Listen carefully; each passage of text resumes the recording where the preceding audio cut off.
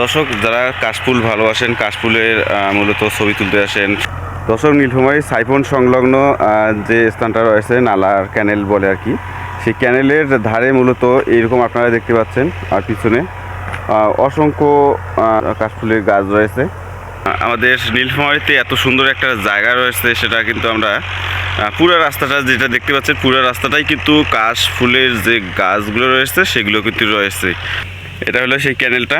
এই ক্যানেলের দুই ধারেই মূলত কাশফুল রয়েছে। অত্যন্ত সুন্দর একটি জায়গা, ঘোরার মতো একটা জায়গা।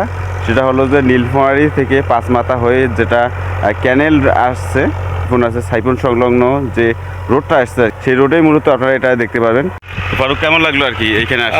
চমৎকার একটি ভিউ, কাশফুলের যে একটি জায়গা আমরা অনুভব করি, মানে এটা আমাদের অনেকেই অনেক জায়গায় থাকে না, তবে এই জায়গাটা অনেক সুন্দর লাগতেছে। চমৎকার একটি ভিউ, অসাধারণ লেগেছে আমাকে। আমি সকলকে আসার আমন্ত্রণ জানাচ্ছি।